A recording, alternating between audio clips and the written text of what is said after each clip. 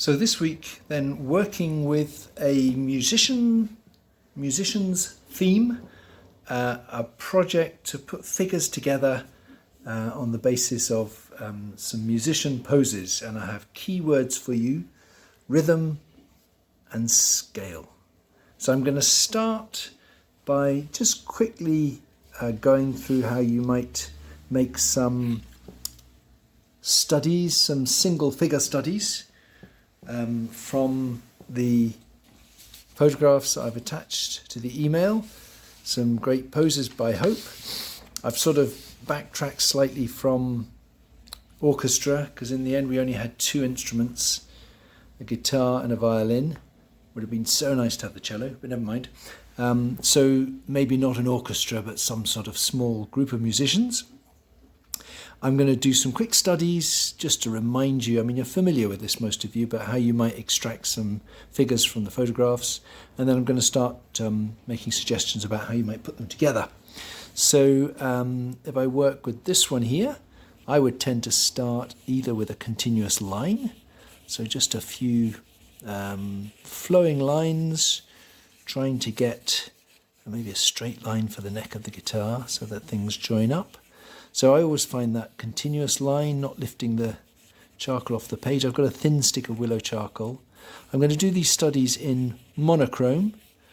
I mean, we were kind of noticing on Friday that because Hope was dressed in black and white and the instruments tended to be a sort of brown, orange, it was possible to do a relatively monochrome drawing and still capture the colour, the palette of the subject.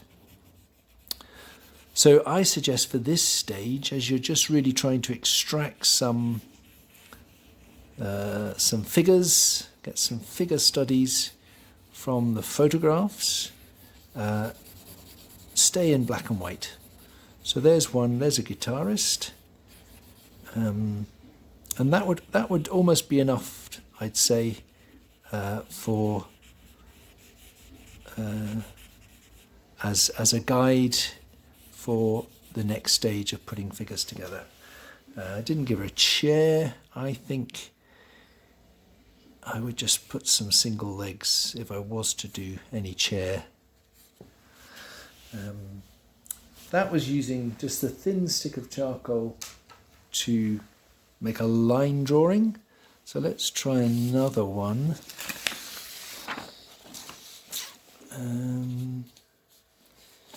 Maybe this one here, the violinist with her violin on her lap, waiting to play again. So this time I'm going to do the tonal thing.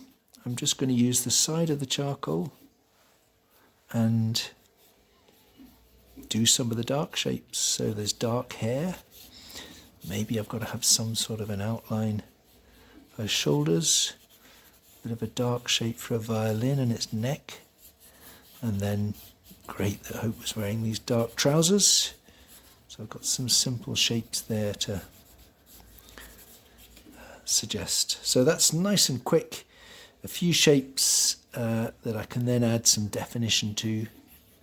Maybe a few lines, mark under the nose. So because this isn't a portrait, I'm not going to develop features, but I might want to get something of the angle of the head. And because of the musical theme, I'll probably want to develop hands, especially if they're playing the instrument. So that's how I've added a few lines to that tonal start to get it to add some definition and maybe select the definition as, significant things like the angle of the head or the refining of the hands. I'm on some off-white paper, so it's also quite nice. Maybe there was a white blouse, a little bit of light on there, maybe some light on parts of the face or the hands. And I could even stretch to a little bit of colour in the instrument. So this is just a very first stage. Some of you were drawing on Friday, and so hopefully you've got a set of drawings a bit like this. What's the other one there? So yeah, there was some nice light, there was some amazing light, which sometimes helped and sometimes distorted. But I might get a bit of light in there. So anyway, for this stage, I'd certainly recommend you don't spend long, and certainly don't get into too much detail yet. Yeah, right. So I've got a couple of examples there. So the first stage, I think, is looking at the material that you've got. It might be some photographs I've sent you, it might be some drawings that you managed to do on Friday, and deciding which you like, which are interesting poses and which might be able to work together in some sort of group. Let me pause because the cat is stuck. So I'm going to suggest some ways that, having drawn out a few studies, you might then be able to put some figures together. I would suggest you try 3 figures. I mean, you can do more, but I think 3 could be a good number, and we'll think about rhythm and scale. So what I did here, I did some of those, some drawings in the way that I've just demonstrated to you, and I've just cut these figures out. So this is one possibility, that you make some drawings and you cut them out. I wouldn't worry too much about chairs, because as you've seen, I've just made the chairs a few straight lines. I think that's really certainly what orchestras sit on.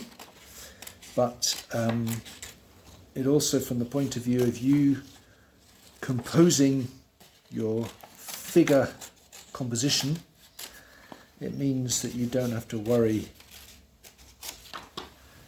too much about furniture. Furniture can be added later. So this is one possibility then, that you do some studies, and if you're not too attached to your drawings, then you cut out some of the figures so that you can rearrange them.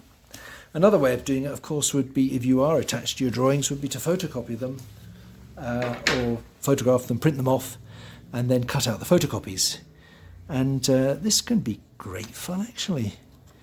So I've ended up with a series of figures. So this is the thing about rhythm and scale. So I think what I'm thinking about here is rhythm.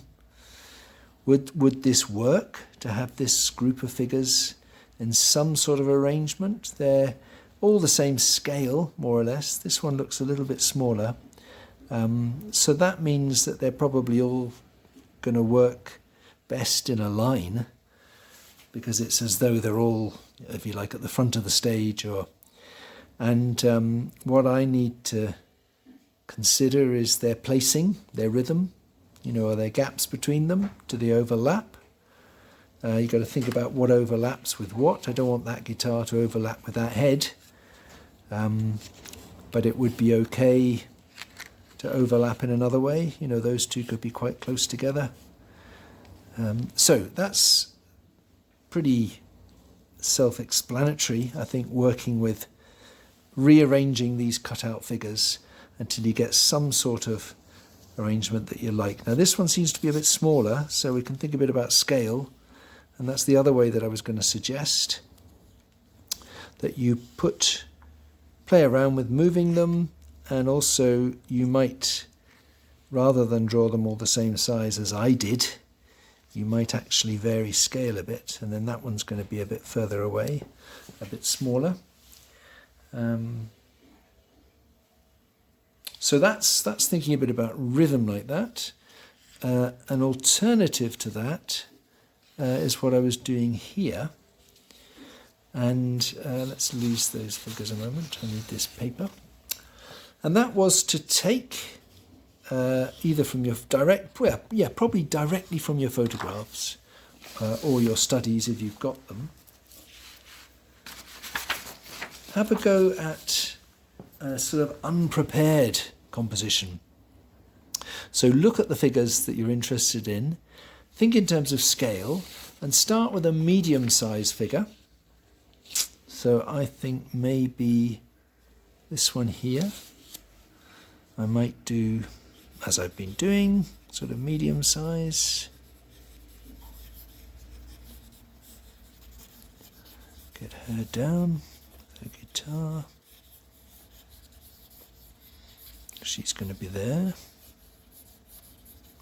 And then having done a medium size figure, as I say, I'm thinking about scale, then try a small figure. So what would be good? One that I haven't done. Done that. I haven't done this one, I think. So smaller, so I'm going to keep the heads on the same level. I'll make this a smaller figure, somewhere in the distance.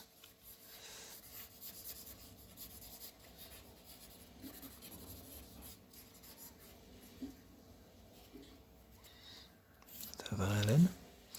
And then, so medium, small, and now I'm going to do a big one, and I think I'll go for, maybe I'll go for this side view. And I want this to be a big figure. It gets complicated now because here's the floor, okay? They're all on that floor. So this one, maybe she's gonna come to about here. And really I should try my side of the charcoal, because with Hope's dark trousers, that would be quite helpful just to get that shape in. And then her hair. So yeah, I was trying to go for doing shapes first and then refining them. So that's all right. So what I'm demonstrating here is taking an approach where you don't know exactly how this is going to work out.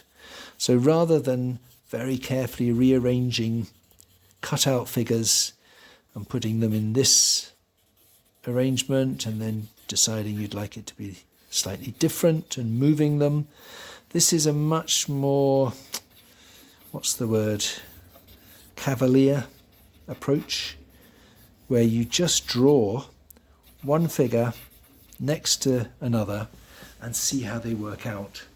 So I'm not quite right with my scale here. I think she needs a slightly bigger head perhaps, and maybe bigger shoulders to go with those legs. And the idea of working like this is that you will more than likely end up with quite a nice surprise, that you can't necessarily predict exactly how things are going to work out. And to that end, instead of working with something that is obvious to you from the start, you're going to get a bit of a surprise and quite possibly have something that you're happy with. So that was this figure here. So let's see if I do a little bit more to that one. So a little bit more to her. Make her a bit stronger so that they can relate to each other, because I've made this one a bit stronger. I need to fill in a bit more of this seated guitarist and make more of her guitar.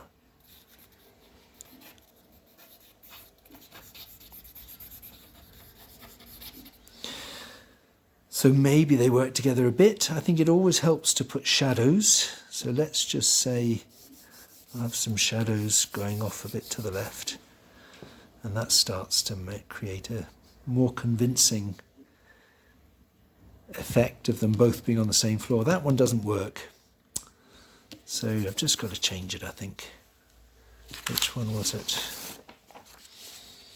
Who was that fiddler? I think she's just too far away. So having said medium, small, large, I think I'm going to go for medium, large, medium. So let's bring her over a little bit more. Make her a bit larger. So really what I'm trying to demonstrate here is that you set things up such that you don't know how these figures are going to work out together. But if you mainly think in terms of scale and have a bigger figure and some smaller or medium-sized figures, and just let them tell you whether they're going to work together by setting forth on a drawing and being surprised by how it comes together. So that's another possibility. With all of these, I mean, this was the other one that I tried as a bit of a trial, and again, I think my small figure was too small, and actually was covered over by the standing figure. But I thought those two worked together reasonably well enough for me to think about painting them. So those are a few suggestions about going from the photographs or your studies into some sort of multi-figure composition. Definitely do more than one figure, possibly think in terms of 3, and see what you can build up. And now that I've got all of this, now I'm thinking, well, wouldn't it be great to have loads of figures? And I can do a bit of everything. So I think I'm going to do something like this. So I'm going to play around with these and then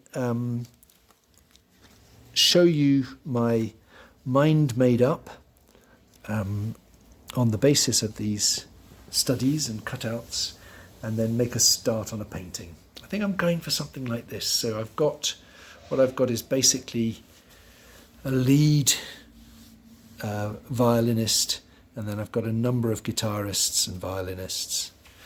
I quite like that line. So that's what I'll go for. So this is what I've ended up with, a set of 5 figures. I'm slightly surprised by that because I was wanting to stress to you that you don't have to use all your sketches, and actually at one point I was fairly happy just with those 2 figures here. Forget that one, just a pair like that I thought was quite good. Anyway, I've become interested in this set, and the only other thing I want to do, it's rhythm and scale. The only difference in scale is this figure is bigger and in the foreground, so there's certain things like the guitar of this one has got to come across there, and that guitar shouldn't be going across my violinist. I don't know if I can doctor that quickly here. Just put a bit of white on. It's not quite working. But I also wanted to think about that scale, so the rhythm. I quite like the idea, I think, of them being on a lit stage. So I think the stage could be something like that. And then I'm going to make all of this dark at the back. The point to do with rhythm and scale, meaning that if I do darken this background, I can perhaps start to see the spacing between these figures. It might become more obvious, the negative spaces between them. And that's also certainly a guide for me when I come to paint.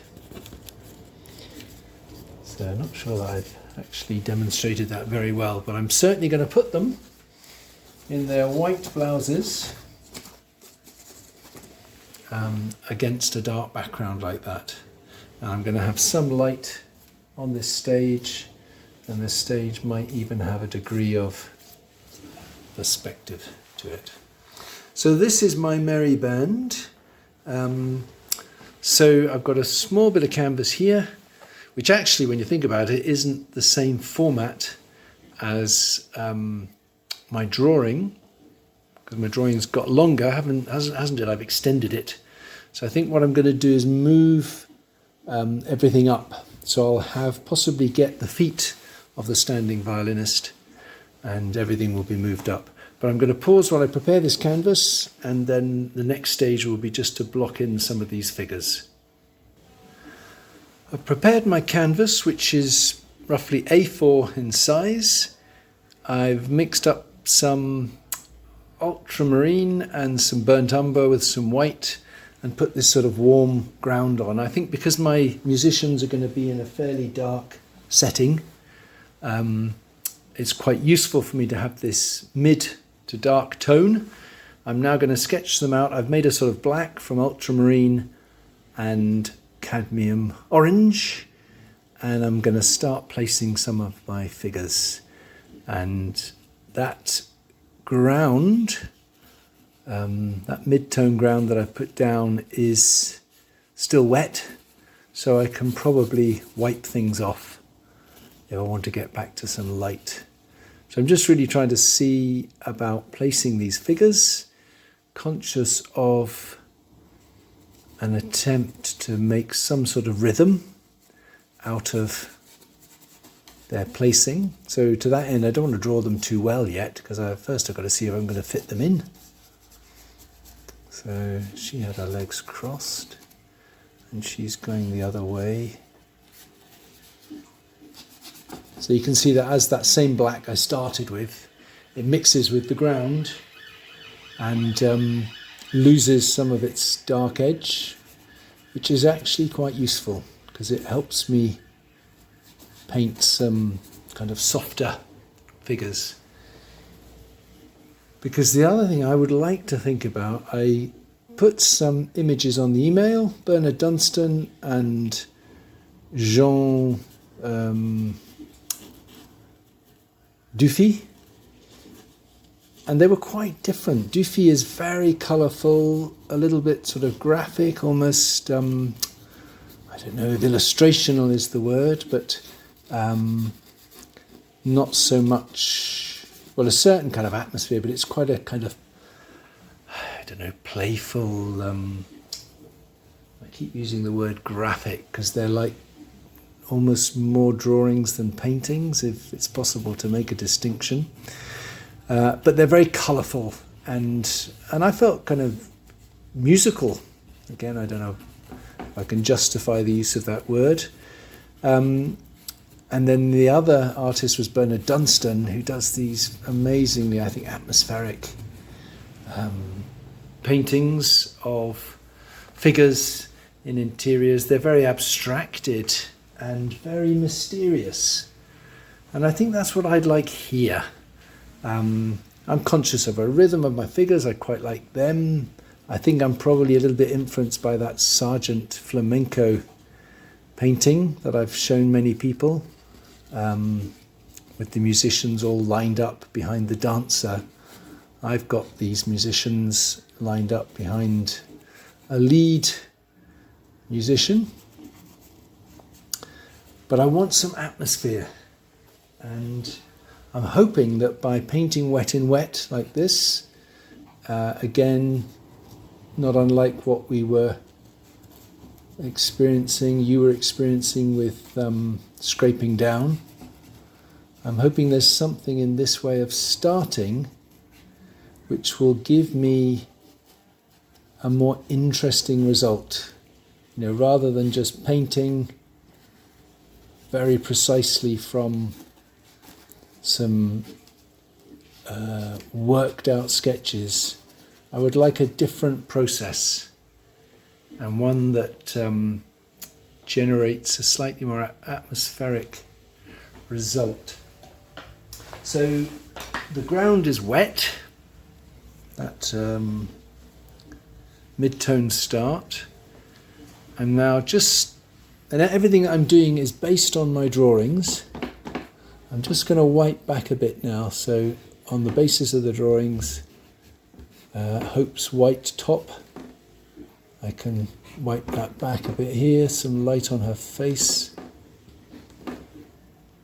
Yes, so I'm working with the drawings rather than the photographs, and I think that's a good way to go, because in the drawings, whether the drawings came from, that guitar goes across, whether the drawings came from the photographs or whether they came from the session on Friday, that process of making those drawings is one of editing and selecting from the model, and it's really good to put it to work in the painting rather than go back to square one and get too much information from a photograph. Work with what you've already extracted in the drawing. Now what I do think is that it would have been much better if I'd moved it further up. Didn't I say I was going to do that? Have a lot more stage and a little bit less space above them. But I'm not going to change that now because we're well into the video at least. So I'm going to pause now while I mix up a bit of colour for particularly for the top and instruments, and I'll add that to see if that moves on my painting usefully. So I've mixed up a few colours. I've mixed up some lighter colour for the musician's top. So I've gone from my greys and blacks to putting in, it's not actually white, I've added some of the grey to it, or some of the black, because I don't want it to be too light, and I also want to be able to, but if it's too light it'll stand out and be a bit distracting, but I also would like to be able to lighten it in places later.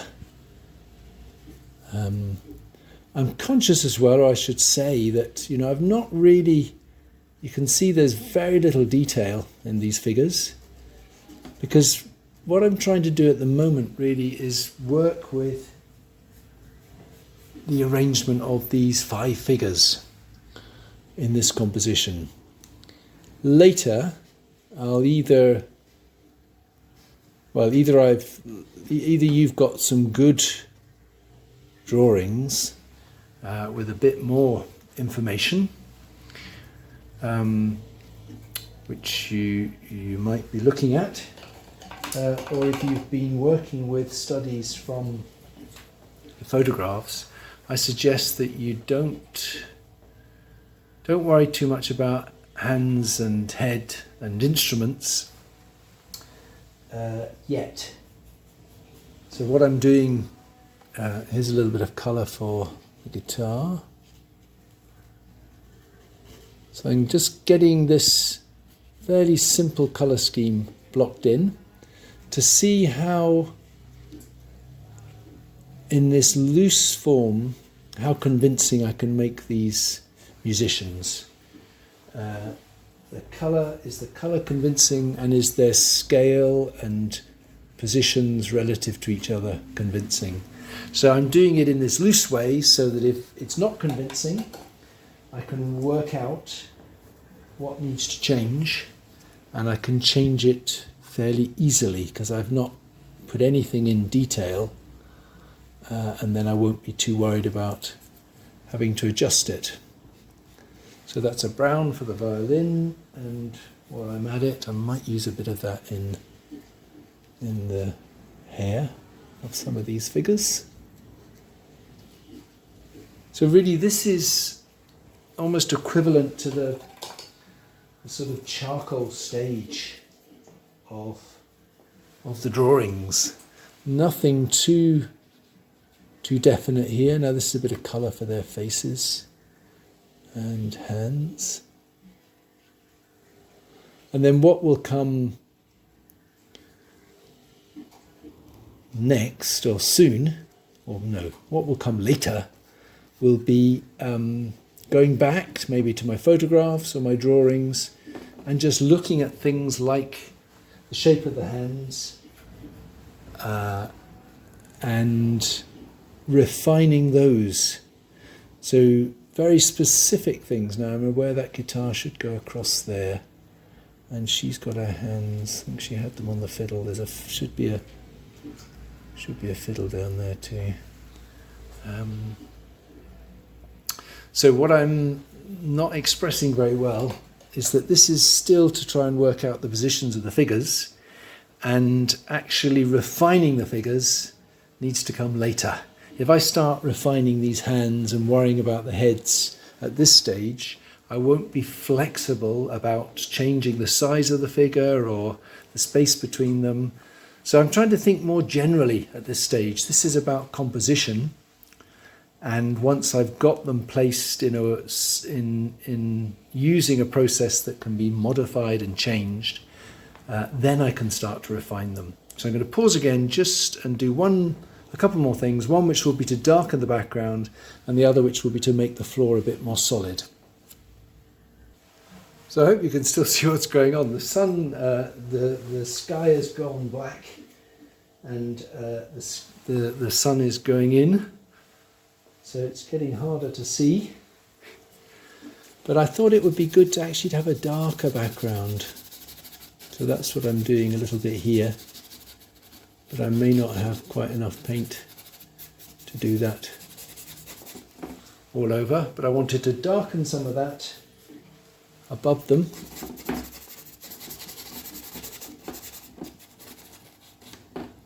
And there's a few things that I would refine, about their edges. Maybe even some of those outlines you can see that I started with, I might just absorb them a bit. As you can see, with a dark background, we don't even need chair legs, so that's quite nice. And I want to also just lighten and make a little bit more solid the stage. I think that would be helpful in my composition. This is terrible, the sun has gone in. It's time to go to bed. Can you see anything? I'm going to pause and put the light on. Otherwise it's nonsense. Well, that might change your view, but never mind, at least you can see. So I've darkened the floor, and that would allow me as well, if I really wanted to even think about a few shadows, which I might do. So that's as far as I can go, I think. Don't want to take up any more of your time. I have to explain what I'd go on to do. I'm happy now with my arrangement of figures. I would darken the background, possibly let it dry a bit, or even scrape it slightly, and then I would start to refine these figures. And the refinements will be especially the heads, because I want them to have a little bit of personality, but also I think the hands in particular and aspects of the instruments I would want to develop as well. So there we go, from sketches of musician model through trying different arrangements on different arrangements using either the sort of cutout method or else just boldly launching into an unrehearsed composition, then working directly from the drawing, from the accumulated composition to put out the figures very loosely, thinking maybe about scale, bigger figures, smaller figures, and also rhythm, the positioning of them in relation to each other. There we go. So I look forward to seeing how you get on tomorrow, and well, good luck with that. Maybe listen to music while you paint, see if that helps.